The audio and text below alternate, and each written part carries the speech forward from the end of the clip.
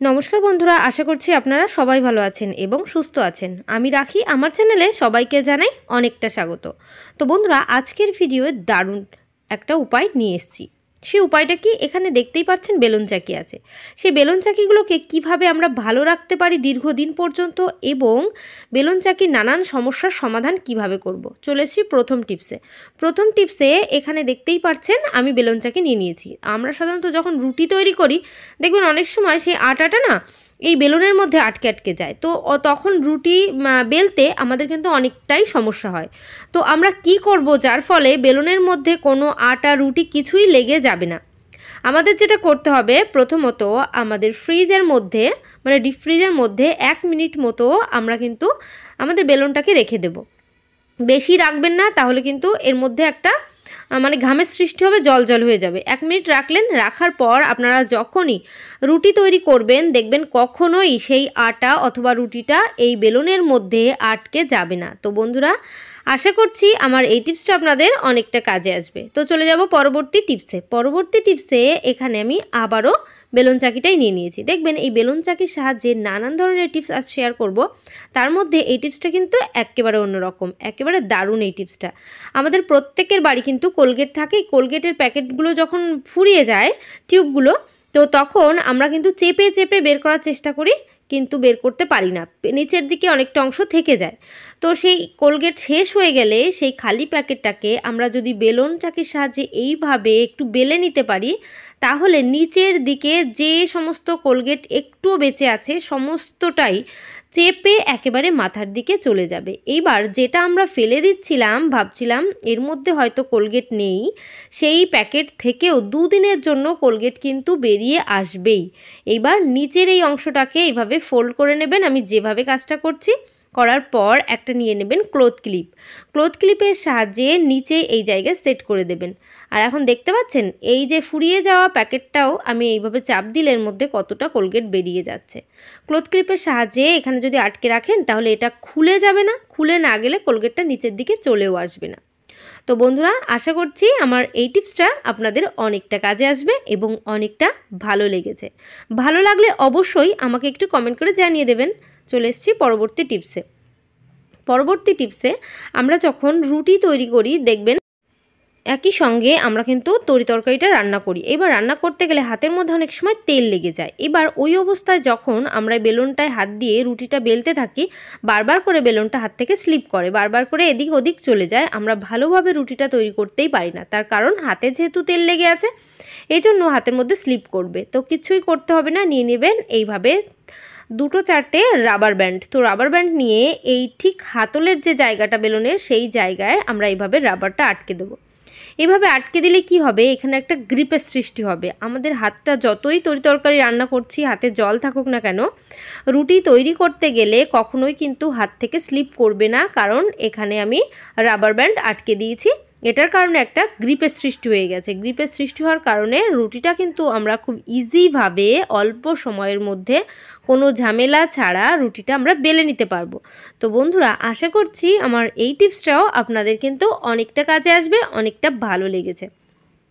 চলে যাব পরবর্তী টিপসে। রুটি তৈরি করার সময় যখন আমরা কিচেন কাউন্টারের উপরে রুটিটা তৈরি করি, দেখবেন বারবার করে এই চাকিটাকে ঢপঢপ করে, মানে নিচের দিকে যে পায়াগুলো আছে কখনো কখনো উঁচু নিচু থাকে। সেই উঁচু নিচু থাকার জন্য রুটি তৈরি করতে গেলেই নানান ধরনের সমস্যা হয়। মানে এই যে জায়গাটা উঁচু নিচু হওয়ার কারণে ঢপঢপ ঢপঢপ করে, চারি সাইড থেকে উঁচু নিচু করতে থাকে। তো আমরা কি করি, অনেকে একটা আসন নিচের দিকে দিয়ে দিই অথবা একটা কাপড় নিচের দিকে দিয়ে দিই। তো এই সমস্ত না করে আপনারা কিন্তু ছোট্ট একটা কাজ করবেন, এইভাবে রাবার ব্যান্ড নিয়ে নেবেন, আঠার সাহায্যে এই পায়ার মধ্যে এটাকে আটকে দিতে পারেন, তাহলে এটা একদম টেকসই জিনিস হয়ে গেল। আর যদি সে আঠা না দিতে চান, সেক্ষেত্রে আপনারা কি করবেন, যে জায়গাটায় মানে কিচেন কাউন্টারের উপর যেখানে রুটিটা বেলছেন সেই জায়গায় ঠিক 4টে জায়গা অথবা 3টে পায়া 4টে পায়া যার যেটা থাকুক সেই হিসাবে রাবার ব্যান্ড রাখবেন, তার উপরে বেলুন চাকিটা রাখবেন। রাখলে দেখবেন কখনোই এটা মানে এদিক ওদিক উঁচু নিচু হবে না, একদম কোনো নড়বে না, সুন্দরভাবে আমরা কিন্তু রুটিটা তৈরি করে ফেলতে পারবো। তো আজকের ভিডিওয়ে কিন্তু সমস্তটাই বেলুন চাকি সম্পর্কে নানান সমস্যা, তার সমাধান, কিভাবে অনেকটা দিন ভালো রাখবো সেটাও সবটাই দেখাবো। তো চলে এসেছি পরবর্তী টিপসে আমরা এখানে বেলুন দেখতে পাচ্ছেন। এই যে বেলুনটাকে আমরা যখন রুটি তৈরি করি অনেক সময় আটা লেগেও যায় বেলুনের মধ্যে, সেই অবস্থায় আমরা যখন বেলুন চাকিটাকে একটা জায়গায় রেখে দিই, কোনো একটা দেওয়ালে হেলান দিয়ে রেখে দিই কিংবা কোনো একটা সাইডে রেখে দিই, দেখবেন রাতের দিকে আরশোলা ছোট ছোট পোকামাকড় চলে আসে এর গায়ের থেকে সেই আটাগুলো খেতে, যার ফলে আমাদের বেলুনটা কিন্তু সমস্তটাই জীবাণু ভরে যায়। এবার এই বেলুনটা দিয়ে আমরা কখনোই নেক্সট মর্নিংয়ে আবারও রুটি তৈরি করতে পারি না, তখন অনেকটা কিন্তু সমস্যা হয়, কারণ ছোট ছোট পোকামাকড় জীবাণু যখন ঘোরে, তো সেই বেলুন চাকি দিয়ে রুটি তৈরি করা একদমই ঠিক নয়, সেটাকে ধুয়ে ফেলতে হয়। তো বারবার কাঠের জিনিস ধোয়াও ঠিক নয়, তাহলে ফাঙ্গাস লেগে যাবে, নষ্ট হয়ে যাবে। তাই আমরা কিন্তু এরকম লম্বা একটা মোজা নিয়ে নিতে পারি। অনেক সময় দেখবেন একটা মোজা হারিয়ে গেছে, একটা মোজা পড়ে আছে, সেই মোজাগুলোকে এইভাবে বেলুনটা রাখার কাজে আপনারা ব্যবহার করতে পারেন। এইবার মাথার দিকটাকে একটা রাবার ব্যান্ড দিয়ে আটকে দেবেন, তাহলেই সারা রাত যেখানেই রাখবেন না কেন কখনোই ছোট পোকামাকড় আরশোলা কিছুই বেলুনটার মধ্যে মুখ দিতে পারবে না। আর একটা জিনিস খেয়াল রাখতে হবে, মোজাটা কিন্তু কাঁচা ধোয়া পরিষ্কার মোজা হতে হবে। তো আশা করছি বন্ধুরা এই টিপসটাও অনেকটা কাজে আসবে। চলে যাব পরবর্তী টিপসে আমরা যখন বেলুন চাকিটাকে ধুয়ে আনি, দেখবেন জল জল হয়ে যায়। জল জল হয়ে গেলে সেই বেলুন চাকিটাকে আমরা কী করি, প্রথমে একটা শুকনো কাপড় দিয়ে ভালো করে মুছে নিই। এইভাবে মুছে নিলে আদৌ কি সেটা মোছা হয়, শুকনো হয়? একদমই নয়, কারণ কাঠের জিনিস যেহেতু, কাঠের জিনিস যদি ভালো করে আমরা না শুকাতে পারি তাহলে ফাঙ্গাস লেগে যায় খুব তাড়াতাড়ি, পোকা লেগে যায়, ঘুণ লেগে যায়, তাড়াতাড়ি কিন্তু বেলুন চাকিটা নষ্ট হয়ে যায়। তাই আপনারা যদি চান বছরের পর বছর বেলুন চাকিটাকে ভালো রাখবেন, তার জন্য কি করবেন, আমি রান্নাঘরে চলে এসেছি, গ্যাস ওভেন ধরিয়ে আগুনের উপর কাঠের এই বেলুন চাকি দুটোকেই যদি একটু সেঁকে নিতে পারি, তাহলে কয়েক মুহূর্তের মধ্যেই কিন্তু আমাদের বেলুনটা একদম শুকিয়ে যাবে, কোনো জলের কোনো অংশ থাকবে না, যার ফলে কাঠের জিনিস নষ্টও হবে না। দেখুন, কাঠের জিনিস তো প্রতিদিন ধোয়া সম্ভব নয়, আর আমরা রুটি তৈরি করছি সেই মুহূর্তেও যদি আমি বারবার করে ধুয়ে আনি প্রতিদিন, সেক্ষেত্রে কাঠের পাত্র যদি ভিজে থাকে রুটি তৈরি করাও যায় না, অনেকটা সময় লাগে শোকাতে। তাই আমরা কি করব, নানান ধরনের এই টিপসগুলো অ্যাপ্লাই করব ভালো রাখার জন্য বেলুন চাকিকে। আর ধুয়ে যদি ফেলেন তাহলে একটু আগুনটা ধরিয়ে নেবেন, একটু সেঁকে নিলেই দেখবেন কাঠের বেলুন চাকি একেবারে শুকিয়ে গেছে। এইবার কি করবেন, এইভাবেই কিন্তু রেখে দেবেন না, নিয়ে নেবেন একটু সর্ষের তেল। আপনারা যদি একটু হাতে সামান্য একটু সর্ষের তেল ঢেলে নিয়ে এই তেলটাকে সমস্ত বেলুন চাকির মধ্যে ভালো করে লাগিয়ে রাখতে পারেন, তাহলে কিন্তু বেলুন চাকিটা কখনোই পোকা লাগবে না, ফাঙ্গাস লাগবে না, কোনো সমস্যা হবে না। বছরের পর বছর এই বেলুন চাকিতে রুটি তৈরি করে খেতে পারবেন।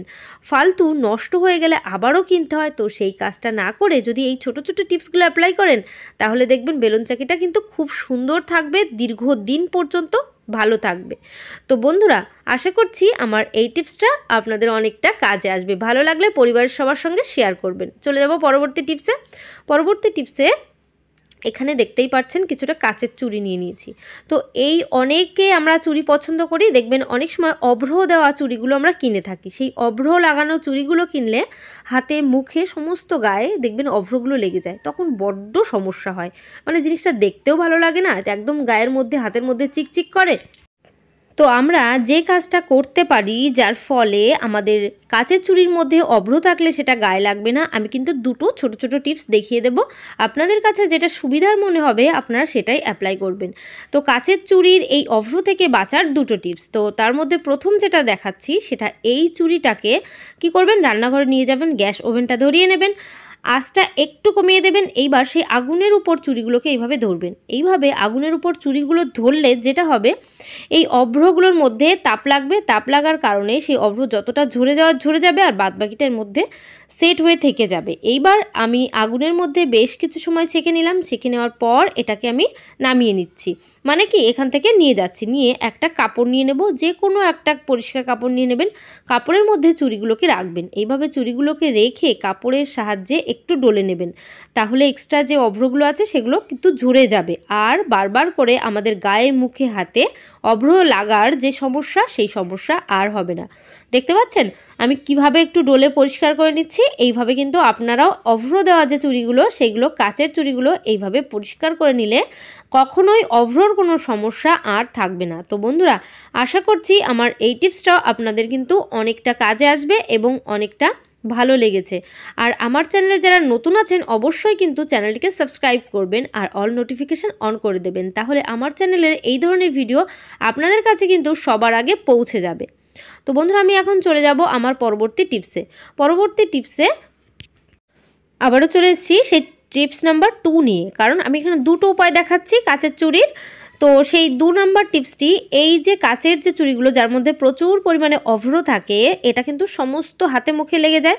তো সেই সমস্যা থেকে বাঁচার জন্য এই টিপসটাও অ্যাপ্লাই করতে পারেন। নিয়ে নেবেন নেল পলিশ। তো যে কালারের চুড়ি সেই কালারের নেল পলিশ কখনোই নিতে বলবো না, কারণ নিলে কালারের অনেকটা সমস্যা হয়। তাই আপনারা ট্রান্সপারেন্ট যে নেল পলিশগুলো আছে, আমি এখানে দেখিয়ে দিচ্ছি জলের মতন যে নেল পলিশটা, এই নেল পলিশগুলো নিয়ে নেবেন। নিয়ে এর একটা কোট চুড়ির উপর করে দেবেন। এই যে একটা যদি কোটিং করে দিতে পারেন চুড়ির উপর, তাহলে কিন্তু এই অভ্রগুলো কখনোই ঝরে ঝরে পড়বে না, কারণ নেল পলিশের মধ্যেই কাচের চুড়ির মধ্যে সেটা সেট হয়ে থেকে যাবে।